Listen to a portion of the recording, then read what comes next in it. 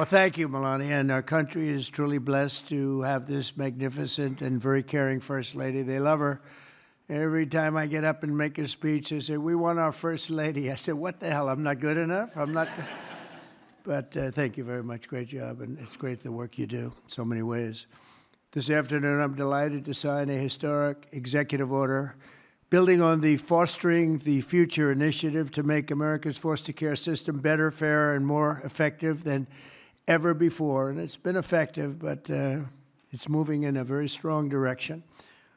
All of this has been made possible by Melania's incredible devotion to America's youth. Spends a lot of time on it and loves it, and along with our great Usha, you spend so much time, and what a combination. First Lady, Second Lady, what a combination. Thank you.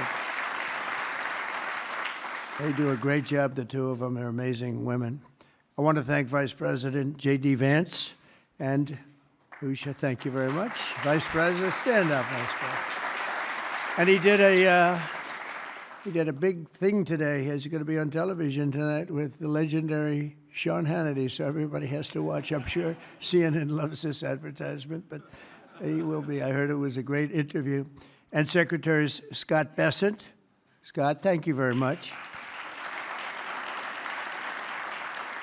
An extremely non-controversial Secretary, Robert F. Kennedy, Jr. But he's right. And Scott Turner, thank you very much. Doing a great job at HELP. And thanks as well to Senator John Husted and Representatives Jason Smith, Darren LaHood, Zach Nunn, and David Schweikert. Thank you all for being here. Thank you, fellas. Great group. We're also joined by countless distinguished leaders in the child welfare advocacy ministry and charitable foundations, as well as so many wonderful young people who have experienced foster care and used their voices to champion needed reforms. And I want to thank everybody for being here. It's an amazing day at the White House. Thank you very much.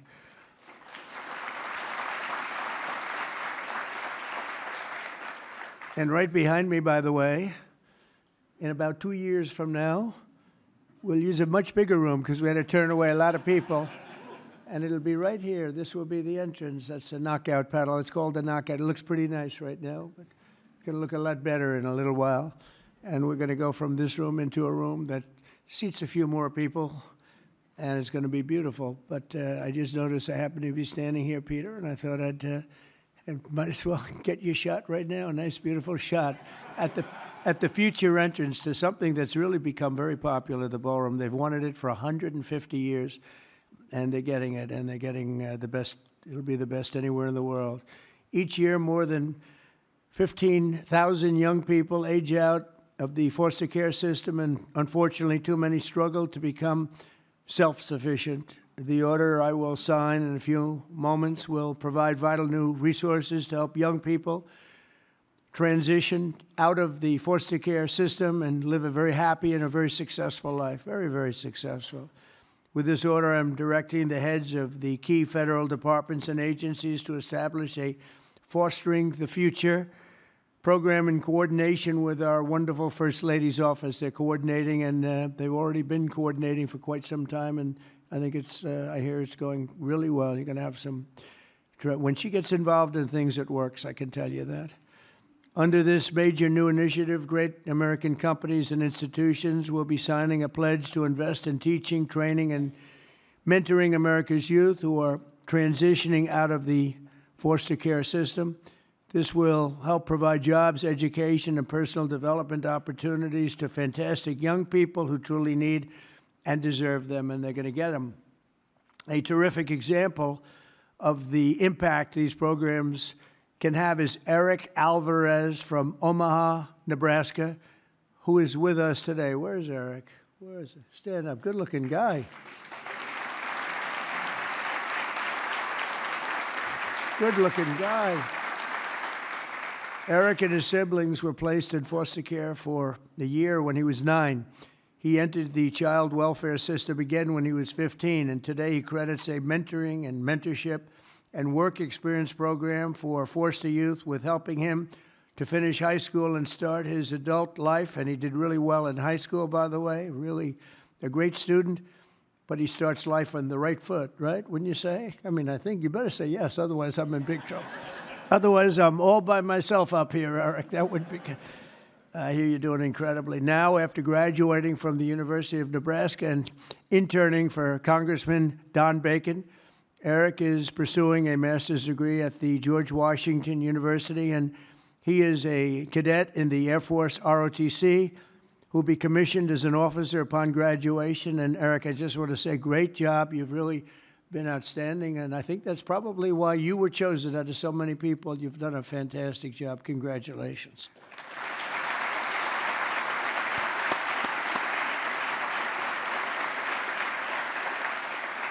The new initiative we're establishing will also create an opportunity for foster youth to take full responsibility of the federal tax credit scholarship program established by the One Big Beautiful Bill. So many things, tax cuts and regulation cuts, so many things. The biggest ever passed in the history of our country. I call it the Great Big Beautiful Bill. I changed the name a little bit to make it even more sublime. But it is, there's so many things in there for everybody. We had a choice. We could have done it in 9 different bills or try for the one, and everybody said, no, let's do it in 9. It'll be easier. Actually, it wouldn't have gotten done. And J.D. and I and Scott and all of us got together, and we said, let's give it a shot, and we got it passed. And it was an amazing thing, but it's going to help a lot of people. There's never been anything like it. As in one bill, there's never been anything close. And when you see what's going on with the Democrats, we're lucky we got it passed because we don't have to do anything. All we have to do is implement it now, and we'll be implementing it all over the place. If you think about it, no tax on tips, right? No tax on Social Security, all of the different things, no tax on overtime. You get deductions if you buy a car. You take an interest rate deduction, an interest deduction against your income tax. It's never happened. Nothing like this has really ever been approved to this extent. And so it is one great, big, beautiful bill.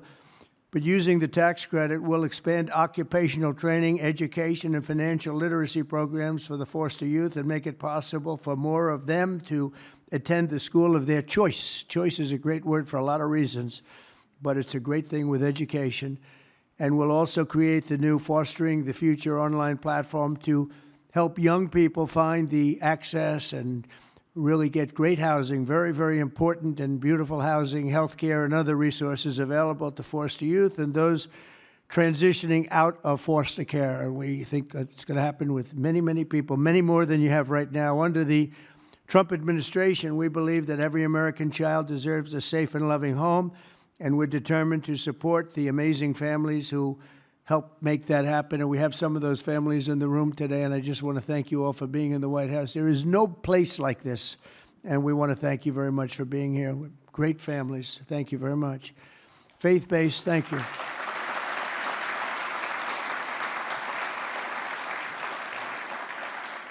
Faith-based nonprofits are the nation's most trusted institutions, interacting with the foster care system and practicing Christians and more. Think of this, more than twice as likely foster care. They'll adopt the general population. They adopt to it so easily. When they get out, they adopt to it just like becomes second nature. It's amazing. Yet radical left policies in states nationwide make it much harder, not easier, for those families to open up their homes. But we're working on that. We're dealing with the radical left. It's not easy, but we're winning, and we're winning big. That's why with the order that we're doing today, we're taking the ridiculous woke policies that discriminate against Christians and families of faith. As president, I will always stand by us. We will stand by our country, and we will stand for religious liberty. So important. We stand for religious liberty.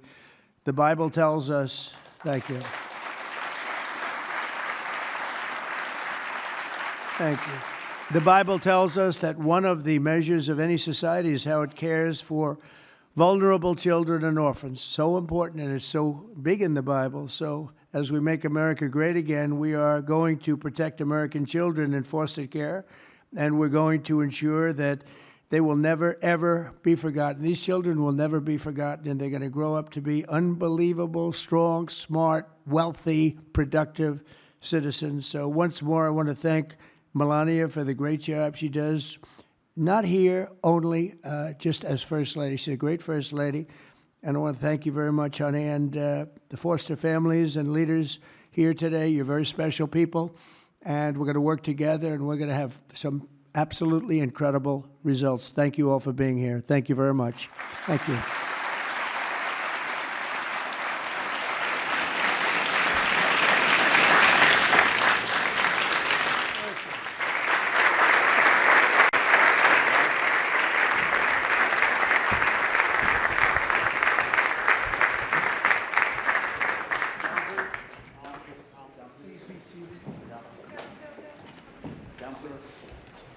Are you ready, everybody?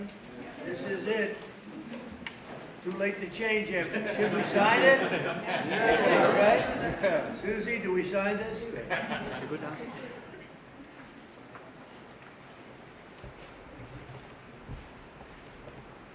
ask the First Lady to sign this.